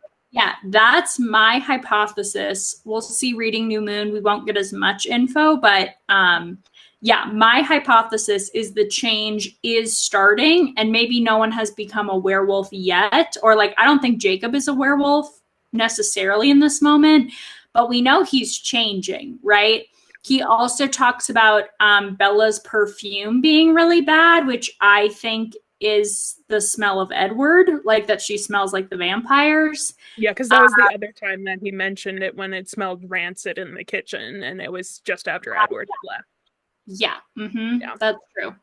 yeah. Um, yeah, so I think like that's obviously interesting. Yeah, I think the transition is starting. Hmm. So yeah. Should we get into? I mean, I've said most of what I need to say around my anger towards Edward. Uh, but yeah, the end of the book, I personally absolutely hated. I actually am realizing I have no notes on what happens in the future. I think just no, I didn't. I didn't remember that happened, but I was like, that checks out. So I didn't have notes on it, but Hmm. love to hear Yeah, your thoughts. yeah, yeah. You said on what happens in the future? What did I say? I don't know what I said. Okay. I thought I you think it said, just meant like going forward from this point in yeah. the book, like what happens the rest of this chapter. Yeah, I yeah. think that's what I said and meant. I don't know. Okay, great. Yeah. So in Twilight, it's not as bad, right? Because in the Twilight ending, so they go outside from prom and they're talking, and it's Bella being overt that she wants to be a vampire. That's what she thought was going to happen tonight. She wants that life, and Edward is being like kind of avoidant, and Bella's asking, "Will you stay with me forever?" And he says like he kind of like avoids the question, you know. um and you get a lot of this, but how Twilight ends, it at least reaffirms like you think like, you know, Edward is very conflicted, but he does love her, you know, and you think there's a chance he's gonna stay.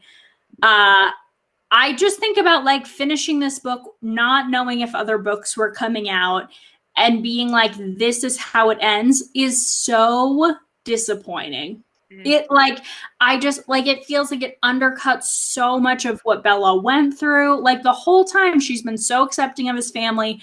She's done all the things. She's not showing that she's like a trauma response to like vampires, even in this. Like, we don't get that info.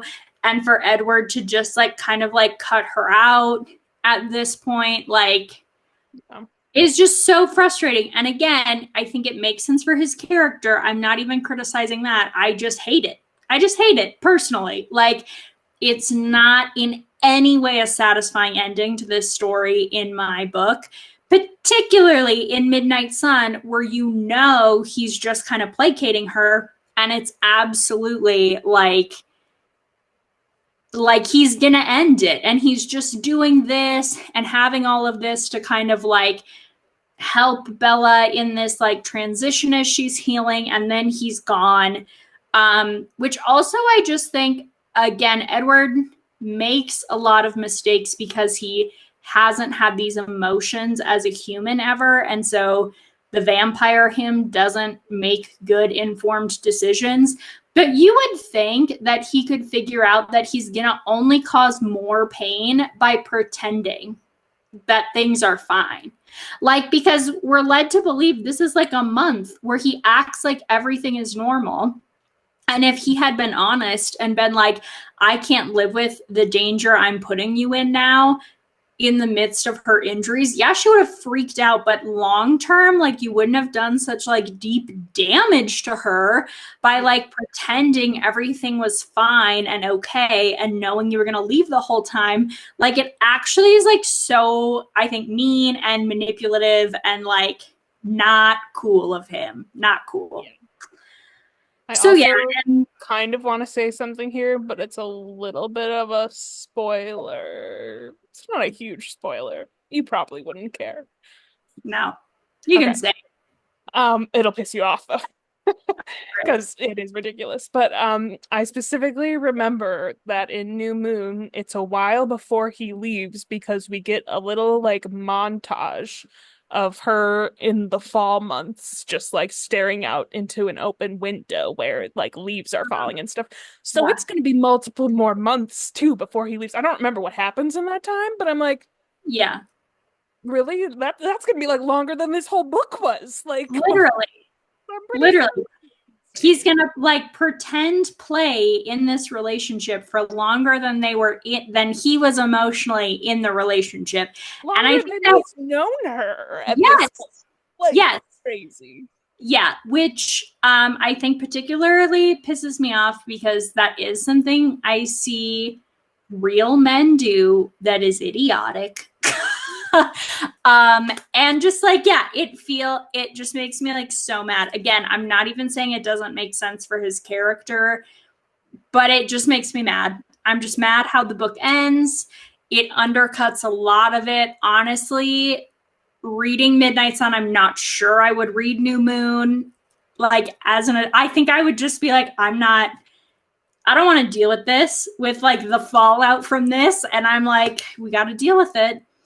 And I know once we get past New Moon, I'll be good again. But I was the first time I was like, am I gonna hate Edward rereading this? Like, I might in New Moon. I'm a little nervous.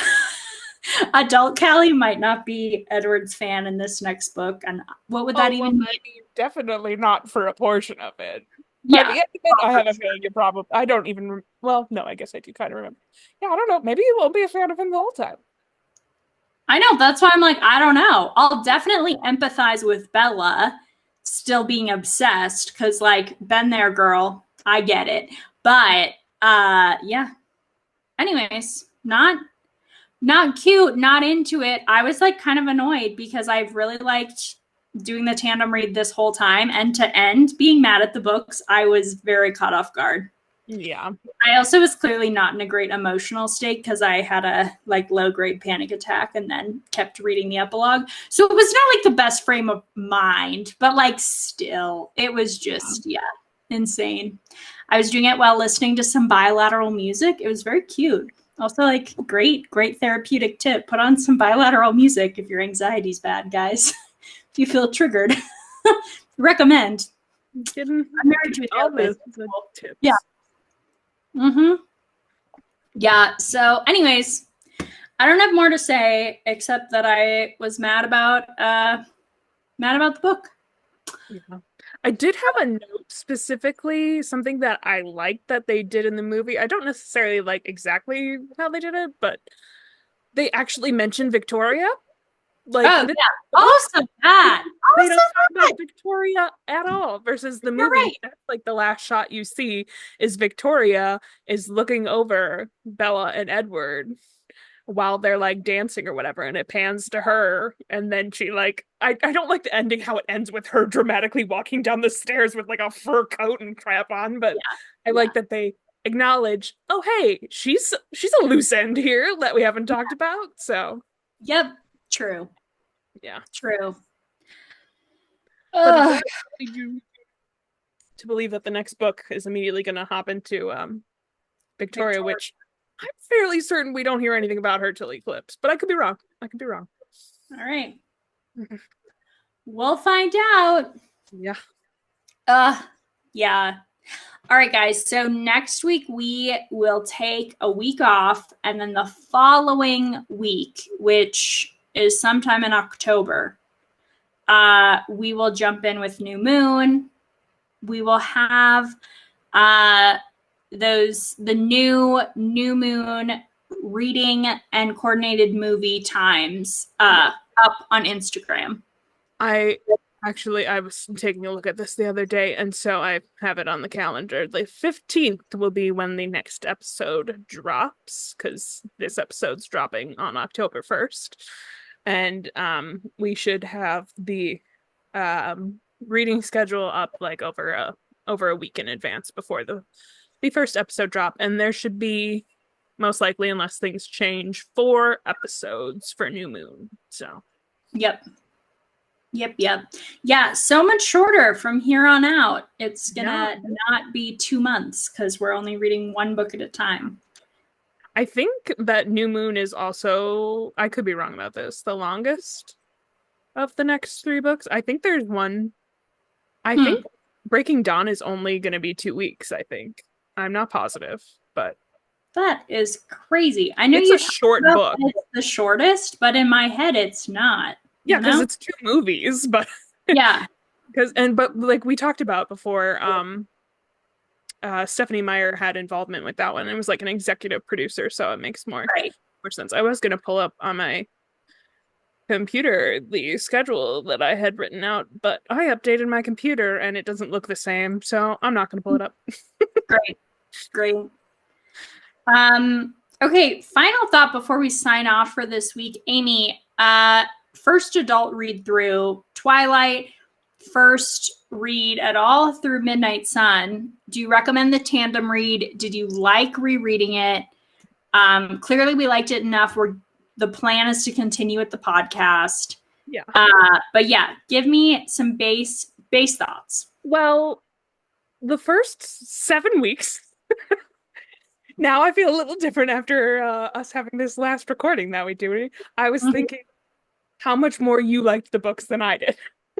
But now that you're all like pissed off at Edward, I'm like, okay, maybe we're on the same page. It'll be interesting to see what happens with New Moon. But I'm Yeah. like, yeah, I am not that much into their love story. And when I think about it, like this was probably the first like love story I really read. Like, so yeah, I don't know. It's very different coming back to it, but I still definitely enjoyed reading it, and I really like doing the tandem read. It's a lot to get through, especially when you have those chapters that are really dialogue heavy and like repetitive and things, but I think it's fun to get like insight from both people like at the same time. So I did like the tandem read. I don't know if I'd do the tandem read again, but I Hmm. for I don't know if I'll ever reread Twilight again after this, to be honest, especially after doing a whole podcast is a lot. But Yeah. Yeah. what are your thoughts?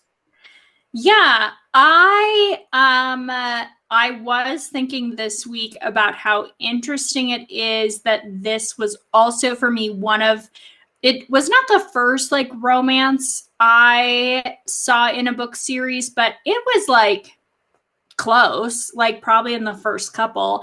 And just it's like a really bad relationship for like an example to like 14-year-olds. Like I would not, even though the content is not bad, I would not want my like 14-year-old daughter to read this book, not because of all the reasons people think it's controversial, but because I don't know that that's like so like such a healthy thing. Or maybe I'd have her read it, but then we talk about like people having better communication skills, I guess. So maybe it'd be fine. Um yeah, I until this part have really I liked Edward and Bella's relationship. I was into the book. I loved last week. Like my main complaint I think has been that it's been slow. I think even if we weren't doing the tandem read, it would have felt a little like slow. It's just not very fast paced compared to what I liked to read in fantasy. Um, and obviously like this time I think a lot of the suspense and tension is in the book is you don't know all these details about Edward that I knew going in. um yeah, so it's definitely like nowhere near my favorite like fantasy romance series, which again is so funny because we're doing a whole podcast on it.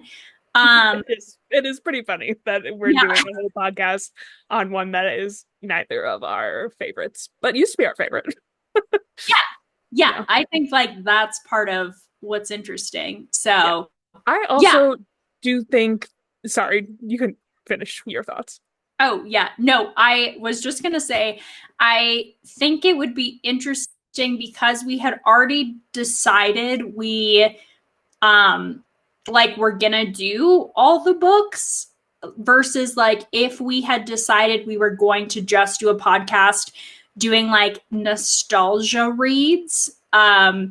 if we would have gotten to the end of this book and been like, do you want to keep going or not? Because I would have said yes last week, and I think I would say no this week, It's so funny which because is literally so what I was weird. going to interrupt you to say, which I'm now interrupting you to say, That's is all. that I think I'll really like the rest of the books more because, well, one, we get Jacob, which obviously I like Jacob, but also we get a lot more of like the background stuff. And like we already know, like, he's a vampire. We don't have to wait hundreds of pages to figure that out. And we get more Yeah. Volturi and like all kinds of stuff. And I think I'll enjoy that a lot more. I don't know. The beginning of New Moon might be a bit much, but we'll Yeah, I'm have Jacob. So I'm worried about New Moon, but from what I remember, there's not a lot. Like the things I like from this are not part of New Moon till way at the end. But I do think generally in fantasy as a whole, and knowing what I liked from the tandem read, I do think I'll like I know I'll like Breaking Dawn more, and like once we have more like vampire lore and that's more a part of it, I think it'll be good. Especially once we've gotten past some of this angst yeah. around like Edward's guilt on wanting to be with Bella is really what I'm like over, you know? And we've been talking a lot about the werewolf lore too, which obviously we have almost none Yeah. of. And we'll get some of, probably not all of our questions answered, but Yeah. Yeah. Yeah. So interesting. Those are my thoughts. My yeah. thoughts going forward. Oh, yeah. I was thinking about so the main, I think, series that had romance that I had read before this was the Uglies series, the Uglies Pretties Extras. Um, that was like one of my first big like series that I was really into that had romance, like in where that was like a major part of it, you know? Yeah. Um, That, for the listeners, was another series we talked about potentially doing on the podcast, but I have not read it at all. Also, I'm curious if you have watched the Netflix movie since that came out and your I thoughts. just Well, I don't. saw. Okay, yeah. Yeah, I just saw it. Okay, we rejected doing the Uglies and Pretties. I just reread them, and they did not live up to the hype in my adult brain, which was a bummer. In fact, I did stop. I have never read extras. The whole reason I reread the series to read the fourth book, I got done with the third book, found out we were switching main characters, and decided not to read extras. But I am Oxford Lemon, my favorite Instagram account. If you're book talk, bookstagram girl, she's the best. She just posted Particularly about fantasy romance. yes. um, yeah. So she just was posting about it, and I was like, I don't know, maybe I need to go watch this. It Yeah. just came out, didn't it? Yeah, I think within the last week or two. Yeah, crazy. Yeah. Anyway, so I might watch it. I really liked Uglies the book. I just found that all three books have the exact same plot. So Yeah. I'm I just wasn't into realizing that. now, like, I never really got into books like series when I was younger. Like, I read a lot of like one-off books. The only book series that I really got into was like Twilight and Hunger Games, and that was because they were such big things in the movies and all that crap. But yeah. That's so interesting. Yeah, because I have exclusively, and to this day, I dramatically prefer series. The only reasons I don't get into series is when I have a super long TBR and I'm like Mhm. worried about getting through them, you know? But I like Yeah. love series. Yeah, I I now got have like a lot of mixes of like on my TBR and what I read of series versus like one off or two off books. So mhm. interesting. Yeah. Yeah, we're really far from it, but I am really curious right now. I think our intention is when we get to the end of Twilight, me and Amy will discuss and kind of look at our metrics and decide if we want to continue doing another series or not, particularly because it's just like a lot of time and work, so we have to make sure it's like still fun for I us. do like no other reading. I am way behind on my reading goal because of this. Same. Like I'm like way behind, and I'm like behind on like also like other, like I also like run a business and bartend, and I'm like behind on all the stuff for my business because of everything I'm doing for like Twilight, which is fine. But yeah, so we'll definitely reevaluate. But our thought, if we continue, is that we want to do another like nostalgia series. So series that were really big in that time frame. And maybe that also were turned into movies. So the Hunger Games is on that list. We also have Divergent. Although I did Yeah, read Amy wants to see the recently, Hunger Games. but Yeah, I'm less sold, but because I just like read and watched them recently. But maybe. I don't know. I also was just not into the Hunger Games that much, to be oh, I honest. loved it. Loved it so much more than Twilight. I like disliked the Hunger Games the whole time. Ugh. But okay, the first series I ever was super into was by Suzanne Collins, and it was like the books that got me into reading. It was a middle grade fiction, Gregor the Overlander. I'm still obsessed. I reread them this year. Kallie is So not only obsessed, her mother is also obsessed. my Your whole whole family's family, obsessed. my whole family is obsessed with these books. My husband's read them. My dad, my mom, my brother. It got both me and my little brother into reading. Like these books are what got us in, and we are both avid readers now. Anyways, so in my mind, it was super hyped, and The Hunger Games is a very different vibe, obviously, from middle grade fiction. And it's like a dystopian versus fantasy, and like there's a lot of stuff. Anyway, so I was never really that into The Hunger Games because from book one, they were kind of a letdown for me. But I did buy The Hunger Games the day it came out, the day, like before it was big.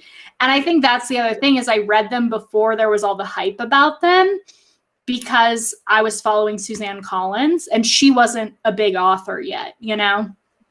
Now, So, I wonder, maybe I started reading them because you were reading them, because I know the Hunger Games, like, I read before the movies. yeah. I mean, probably because I read them like before they were really big. And then if I talked about them and then you heard other people, Yeah. anyways. Because I remember, maybe the publishing order doesn't matter. I think I read them all before the first one. No, I think they released some after the. Anyway, not important. Yeah, not important, but yeah, so that's the vibe of books we would consider doing for the series. We would not do like in ACOTAR or like the books that are currently out. I don't think either. Like that's just a very flooded space. So yeah. Anyways, if you have recs for series, send them our way because we would be open potentially. I know. I feel like those are like the only two like big series I really read growing up. Because like I said, I didn't read a lot of series. But Yeah, and I never read Divergent. My mom has. Yeah. But yeah, I have not read them. So that would be like a different vibe that neither of us had read them. Yeah. But yeah. We Anyways, still got 4 books to get through though. Before I 5 books. know. Yeah, we got time. We got time. I would die if we got to read the City of Bones series by Also Cassandra Clare. No, I know literally nothing about it. I know, that's why it would be so good. I just reread the first one. Down. They go on like indefinitely though. Like Cassandra Clare's still publishing books in this world. Like, and they were coming out when Twilight was, like 20 years later. Anyways, so I don't know. Wonder, this might be a conversation to have offline, but I'm just gonna say it. We could probably keep this in. It's not a big deal. It's just logistics about what we do in the future. But maybe since this takes up so much of our time and we were talking about that, we could potentially do something where we don't release them as often and we have like one big discussion on one book, and then we can actually use like that thing in Storygraph where there's the buddy read thing and have our comments in there and then talk about it all in one podcast. True. Yeah, or split them up. Figure something out if we decide we'll we'll figure it out. But anyways, all that to say, the plan for New Moon is the same. We'll be reading between 100 and 150 pages a week and doing weekly episode drops. So yeah, that's that. And guys, thank you so freaking much for doing the tandem read with us and listening to this podcast. If you have listened to every episode, I don't know, we should do the math of how many hours of your life that we have spent together. I was going to say the three of us, like me, Amy, and you listener. Yes. I mean, it's like at least 15 hours. Yeah. You know, like we've gone on a long road trip essentially of just us talking about Twilight. Yeah. We've gone not quite halfway across the country, but yeah, a ways. Probably far enough for us to be in the same place. Yeah, further than me in Colorado driving to Amy in Minnesota. So that's crazy. Yeah. Anyways, we are so grateful that you guys have laughed along with us. Yeah. And we'll see you guys October 15th for New Moon. Woohoo! Bye.